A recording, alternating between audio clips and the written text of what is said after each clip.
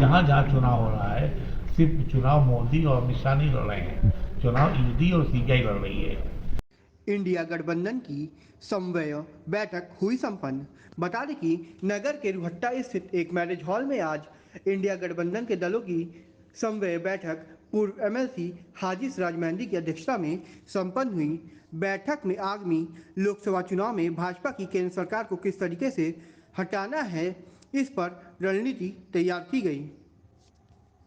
या मतलब रणनीति तय कर रहा है लोकसभा 24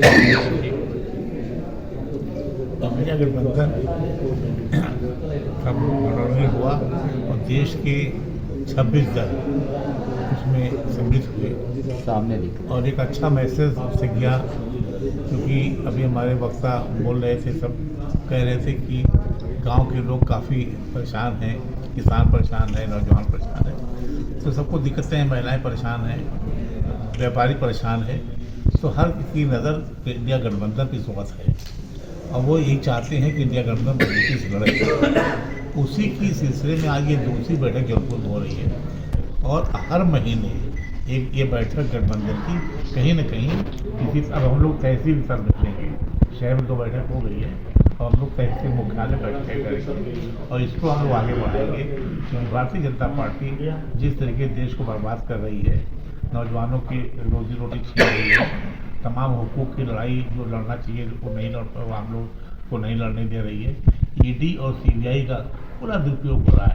आप देख लीजिए जिस तरीके से राजस्थान में कल छापे पड़े हैं, राज्य से बंगाल में हो रहा है, जैसे कि मध्य प्रदेश में हो रहा है, जहाँ जहाँ चुनाव हो रहा है, सिर्फ चुनाव मोदी और अमित शाह नहीं लड़ रहे हैं, चुनाव ईडी और सीबीआई लड़ रही है। मतलब ऐसा महसूस हो रहा है कि वो लोग पीछे आ गए हैं और ईडी और सीबीआई को आगे कर दिया लड़ने के लिए। तो ये लड़ाई अब इस हद तक पहुँच गई है कि ईडी और सीबीआई क्या ये सरकार चलाएगी या मोदी अमित शाह चलाएंगे या हमारा ये इंडिया गठबंधन चलाएगा। कि भारतीय जनता पार्टी दबाव बना करके अखबारों में पॉलिसी करा करके इस चाहती है कि एक मैसेज चला जाए कि आपस में लड़ रहे हैं। करते हम लोग कोई नहीं लड़ रहे हैं, क्योंकि सबको इस देश से मोहब्बत है, इस देश के संविधान से मोहब्बत है, गांधी जी के देश से मोहब्बत है और गांधी जी के आज़ाद करे हुए देश के साथ जो पीड़ा हो रही है, जो उनको दर्द दिया जा रहा है, उसकी लड़ाई लड़नी है। तो हम लोग आप देखिए कोई इशू होता है, आज विदेश इशू भी मोदी सरकार फेल हो गई है, अंदर के इशू फेल हो गई है, चाइना कहाँ तक घुस आया है उसकी कोई उनको फिक्र नहीं है। तो ये इस तरीके की बात करने के सिर्फ ये एक माहौल पैदा करके, जो माहौल पैदा करने की अभी राजेश भाई ने बताया कि ज़िले में माहौल पैदा करने की बात हो रही है, यही नहीं पूरे देश में माहौल पैदा करने की बात हो रही है और एक दो सांप्रदायिक को आपस में बांट करके ये फिर चुनाव लड़ना चाहते हैं। लेकिन हमारे कामरेड भाई बड़ी अच्छी बात कही कि इनको क्या % वोट मिलता है, इनको तो 40-42-41% वोट मिलता है, 60% तो इनके खिलाफ वोट पड़ता है।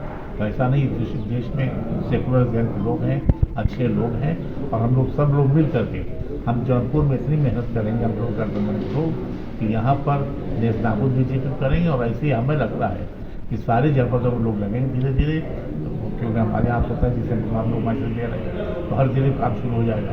तो नेस्तनाबूद करेंगे भारतीय जनता पार्टी को और एक अच्छे गठबंधन इंडिया गठबंधन की सरकार बनेगी। और जो हमारा हिंदुस्तान था 70 साल से चला रहा, जिसको ये कहते हैं 70 साल में कोई काम नहीं हुआ, जवाहरलाल नेहरू जी ने कोई काम नहीं किया और क्या कहते हैं कि किसी ने कोई काम नहीं किया, खाली इन्होंने काम किया 14 साल में। ये जो बड़े बड़े काम हो गए तो 14 साल में हो गए, ट्रेन 14 साल में बन गई, जहाज 14 साल में बन गया, सुई धागा 14 साल में बन गया, मतलब इनके 10 साल में बन गया। इससे पहले कोई काम नहीं हुआ था। ये मोदी जी का सपना छोड़ दिया जाएगा और गठबंधन जीतेगा। गठबंधन की बात कर रहे हैं, गठबंधन एकता की बात आप कर रहे हैं और आप ही की पार्टी के कांग्रेस के बड़े नेता कमलनाथ जी और अखिलेश यादव जी समाजवादी पार्टी की, इनके बीच जो वाक युद्ध हो रहा है इसको आप किस रूप में देखते हैं और क्या इसका असर? एक मिनट इसका जवाब मैं दे दूं। जो भी वाक युद्ध हुआ वो गलतफहमी। अखिलेश जी ने कहा कि मैं कमलनाथ की बहुत इज्जत करता हूँ, कमलनाथ जी ने क्या कहा, लेकिन आम आदमी, मैं आम जन की तरफ से, कांग्रेस पार्टी की तरफ से अखिलेश यादव एक बहुत नेक, सहज और सरल इंसान है। उनकी हम सब लोग इज्जत करते हैं।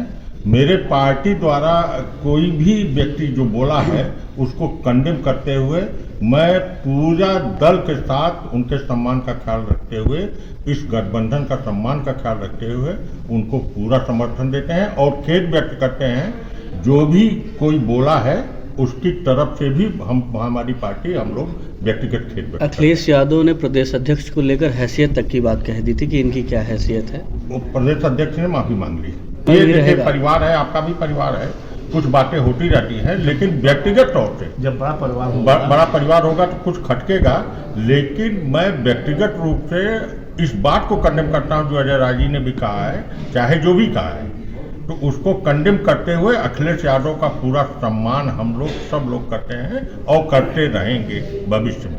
यानी सभी दल एक साथ आज भी है तय हो इसमें दो राय विधानसभा में एकदम कोई भी मतलब किसी भी ये आपस में बैठ के तय कर लिया जाए कि कहीं थोड़ा बहुत जो तफरका था वो राहुल जी ने भी इसको कंडेम कर दिया और इसको ये कहानी पटाक्षेप कर दिया। अखिलेश यादव जी ने कांग्रेस का कहा क्या है, स्टैंड रहेगा? स्वयं कहा है एकदम हमारी बात हो गई एकदम पूरे गठबंधन में जरा सा भी 1 इंच की गुंजाइश किसी को कील मारने की जरूरत नहीं है। अखिलेश जी आज भी कर देंगे तो कांग्रेस पार्टी एकदम सा समर्थन उनके साथ करी रहेगी। बसपा का क्या स्टैंड बनने से पहले ही इस लगभग समन्वय बैठक में? ऐसा है कि बीजेपी के बारे में उनको अपने जाने खतरा है। हाँ। जिसको जाने खतरा होगा वो कुछ न कुछ कहेगा। मायावती जी का स्टैंड है इस समन्वय बैठक को लेकर? मायावती जी हमारी सम्मानीय नेता हैं, वो जो डिसीजन लेंगे हम लोग साथ। ठीक, धन्यवाद।